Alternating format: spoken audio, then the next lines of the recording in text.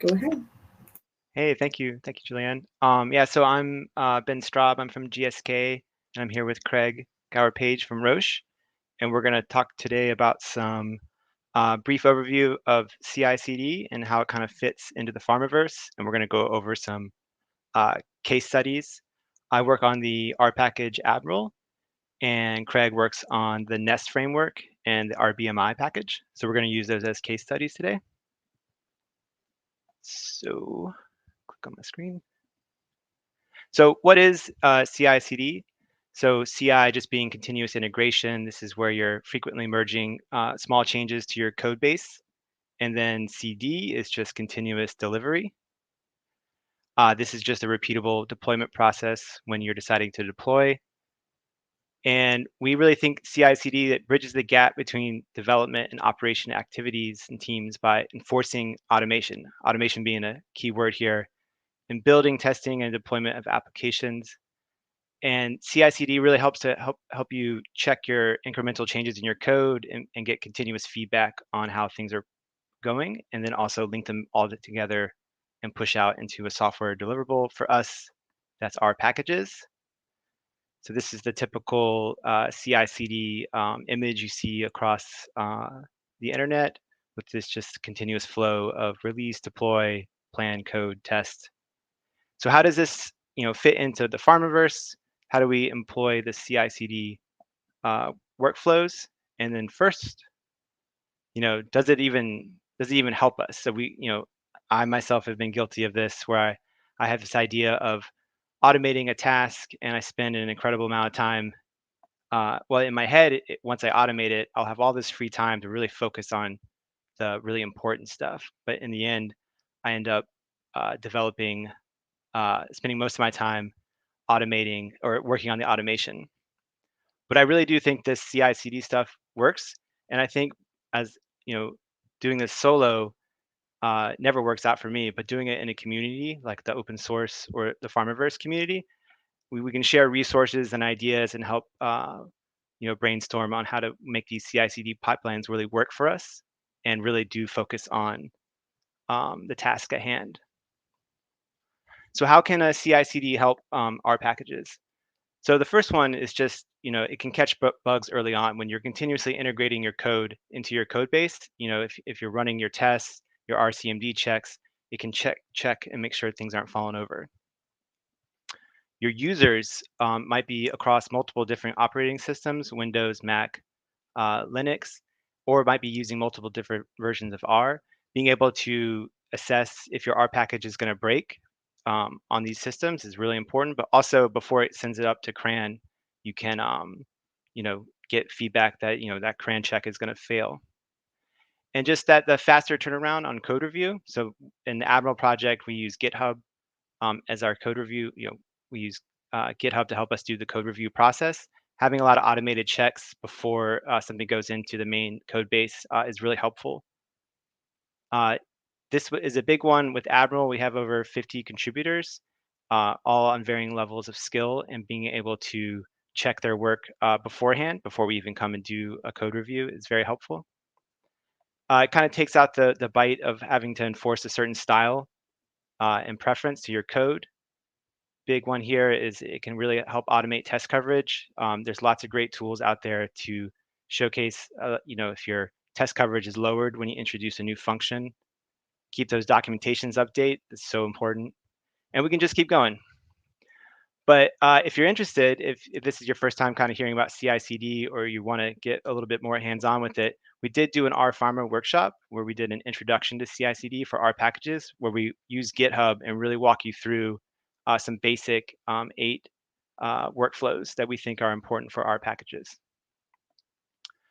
So that was a brief overview of CI/CD. Now we're going to jump into the use cases where we think we've implemented some unique CI/CD checks for Admiral, for the Nest framework, and for RBMI. So for Admiral, Admiral is an open source modularized toolbox that really helps you build ADAM data sets. And it's one of the required standards for data submissions to the FDA and the PMDA. And ADAM really is well documented through CDISC. And the Admiral package really follows a lot of these guidelines in building out the functions that we developed to build these Atom data sets. So I'm going to go over 2 issues where we made use of CI/CD workflows to help us check the integrity of our code in our package. So the first one is going to be checking the Atom template code. And then the second one is going to be establishing a common CI/CD workflow for the Admiral family of packages. If you're not aware, Admiral actually has several extensions being developed right now. So within Admiral, we have reference files that build common Atom data sets that show users how to implement our functions. And I think this is really important because we do have a lot of functions in our package, and being able to see how they interplay to build up an Atom data set is important. I think this is nice because we do have a lot of great documentation and vignettes that walk you through, but a lot of times you just want to get the code working for you to see how it really works all together. But where we store this code, because it does take a long time to build, we don't run the RCMD check on this code. And because we don't run this RCMD check, we're not getting any feedback on, if we deprecate a function, if we introduce a new argument into a function, how it might cause a bug. And we want these to stay, top notch. So enter CI/CD for the win.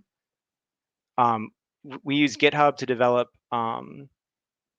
our code base for Admiral, but we have a dedicated workflow that executes for this template code. But we don't actually execute this every time a developer is working on what we call a pull request. We only execute this code when the pull request is fully reviewed and we are about to merge it, and then that's when it kicks off, because it is a bit of a computationally intensive to run all those scripts. So we only do this check once. If there's any errors or warnings that are detected for the CI/CD workflow, we go back to the developer and they figure out what the root cause is. So then with Admiral, because there's so many different types of atoms. So with there's usually a standard set of atoms that you develop for every study, but then within certain disease areas like oncology or vaccines, you might have specific atoms that you need. And so Admiral's been really fortunate that a lot of people are excited about it, and we've been developing extension packages, but we've also been developing development packages for the developers, as well as some test data and even a template repo. So how do we keep all this stuff up to date and in line? Well, we make use of a common CI/CD workflow repository. So we have something called Admiral CI that stores all our common workflows all in one area. And I think this is really powerful for our Admiral development, because a lot of our developers move between the different packages. So some folks might work on Admiral Core and move on to Admiral Onco and then back to Admiral Dev. And to having a common environment or common workflow paradigm really helps to cut down on trying to figure out what this new workflow means. And then as new contributors come on, the documentation that we have in Admiral CI is real powerful for users to look at, but also allows us to maintain just one set of common workflow documentation. So that's the use case for Admiral and how we've introduced some interesting CI/CD pipelines. Craig is going to take over now and move on to the Nest framework. Cool. Yeah. Thank you very much, Ben. So I've got two more examples, two more case studies to kind of go through. And I want to kind of just emphasize now that kind of a key part of these case studies is to kind of give you inspiration for how you might want to use CI/CD on your projects. We're not expecting you to walk away and know how to implement this stuff. But again, as Ben mentioned, we've got the recording of the workshop. So if you are interested in getting kind of a flavor of how to do this or an introduction to CI/CD, please do take a look at the workshop. Okay, next slide. So Nest is it's an ecosystem of packages, and it's designed around kind of implementing both static and shiny kind of interactive dashboards for TLGs for analyzing clinical trials data. And in particular, the turn package is kind of the real workhorse for generating your classic static TLGs. And the teal package is the main driving force for the exploratory web applications. And I just wanted to highlight this because the ecosystem's just gone open source. And if you are interested in kind of learning more or using it, there are some links in the slides to follow up on. Next slide, please.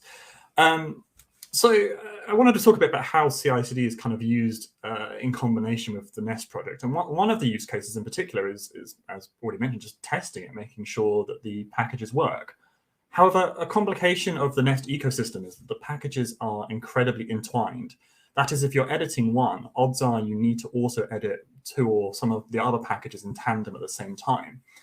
And so the team needed a customized CI job that's able to take advantage of this. Like if you create a new branch, you need to have a corresponding branch in the other packages that you also need to edit. And to address this issue, the team developed the staged dependencies R package. And as mentioned, essentially the purpose of this is to check out your dependent packages onto an equivalent branch. So you can introduce the feature X branch on, say, the 2 or 3 packages of interest, develop your new feature, and then know that the CI/CD job will be testing those feature branches in tandem with each other to make sure that your updates work across the ecosystem. It's again essentially a way of kind of emulating a mono repo setup. Next slide, please. And so another common use case that we saw from our developers or wanted to help support is to be able to kind of actually deploy Shiny apps. As mentioned, a large part of the Nest framework is this TL app, which can be used to create Shiny web apps on top of standard TLGs. But we wanted to be able to work both collaboratively in a team and also introduce automated testing. And so to support this, the team stitched together a pipeline that combines the Shiny Test2 package alongside the RS Connect API in order to automate this process. That is, once a developer changes or updates part of their Shiny app, the CI pipeline will test it automatically via this package and then deploy it to RS Connect via the API, meaning you're not sat waiting for your colleague to upload the changes or to manually click through it. Next slide, please. And finally, the third use case on top of the Nest ecosystem I wanted to talk about was that of package validation.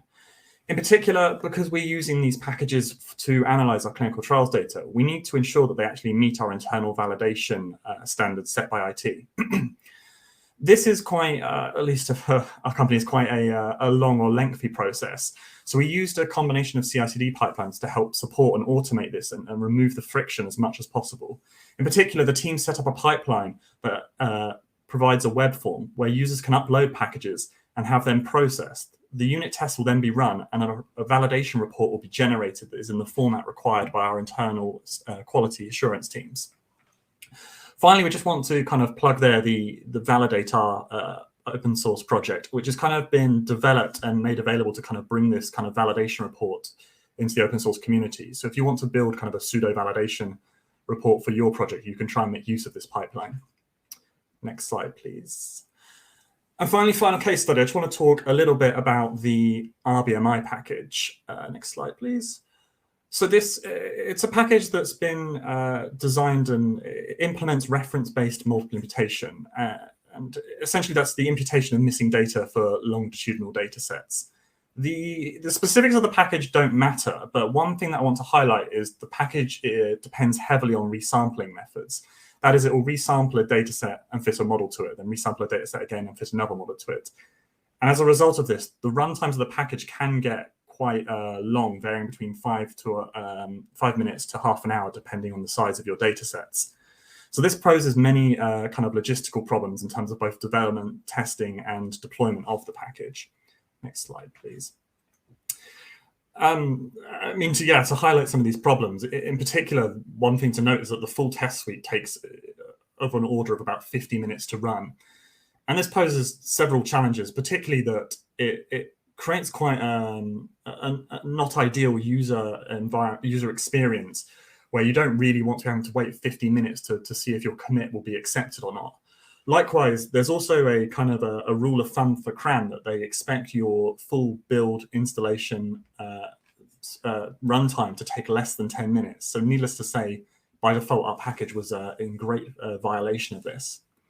Next slide, please. So to kind of address this, I want to start off with the solution we used for reducing that runtime. And quite simply, it was we restricted the tests that are actually executed on every commit or when we submit to CRAN. And we did this by using these skip if not blocks, where essentially it looks for the presence of an environment variable. And if that environment variable doesn't exist, which it doesn't by default, the unit test is skipped. However, this isn't that satisfying because essentially we were just reducing our test coverage. So to address that, we set up a CI pipeline that essentially routinely runs the full suite of unit tests. It's not tied to a specific commit. Instead, it runs on a cron job. So on the 1st and the 15th of the month, it will always run this full suite of tests to ensure that the latest commit of the package still can actually pass all of the unit tests. Next slide, please. The other one is reducing the runtime of the vignettes. And we handled this by using the as-is vignette builder. And essentially this works by you running or building your vignettes in advance and storing them inside the actual code repository. The as-is vignette builder essentially then just includes the file as is without actually rerunning the markdown file. So again, this is a way we can save build time on CRAN, but it has the drawbacks that actually then we're not actually actively testing our vignettes. So we're not confident that code changes still run fine in the vignettes. Next slide, please. So to address this, we developed a custom pipeline whose sole responsibility is to rebuild the vignettes. In particular, you can see from the screenshot there that this actually runs in parallel to the test that. So also, not only does it mean that our build time is reduced for CRAN, but it also means that the user experience on GitHub when actually submitting a commit is better because things run faster. And again, one thing to highlight is that the vignette build has been encapsulated into an R script, meaning that people can run it locally fine. We're not encapsulating any of the logic into the CI pipeline itself. Next slide, please. And the final thing I kind of wanted to talk on was that as this is a package that we wanted to submit to CRAN, but also use in-house, we needed to ensure that the package works on the CRAN servers as well as our local in-house servers, which tend to lag behind the latest versions. To address this, we set up 3 Docker images that kind of emulate these different environments. The latest tag there being kind of CRAN or the latest release of packages, with R4.410 and 404 kind of emulating our in-house servers and the package versions that are available there. That way, next slide, please. That way, when we actually run our commits or when a job starts, it can run across all of these images, and that will provide us confidence that the package will work both on CRAN and on our local in-house servers. One thing to note, though, is I've lost my trail of thought entirely. It's just we need to test this on a wide variety of servers. Sorry, I completely lost my trail of thought. That was the final slide. So I just wanted to say thank you very much for listening to us. And if you want to kind of dig into this anymore, we've got a load of links there with materials, as well as a link to the workshop if you wanted to start learning how to build these pipelines yourself. Thank you for listening. So much. We have time for one question. So Eric is asking, are the CI/CD pipelines, wait, that's for the previous one, right? No, executed inside the company firewall or on GitHub directly on the GH actions. Are you able to deploy automatically to RStudio Connect? Yeah, so we probably should have highlighted that a bit more. So we have kind of a setup for both kind of external and internal. So in the case of RBMI, for example, that's all based on the public GitHub actions. And that's where we try to emulate our internal servers rather than running on them directly. In the case of the Nest framework, they actually have pipelines set up on internal CI/CD servers behind the firewall and thus can deploy directly to our RS Connect server.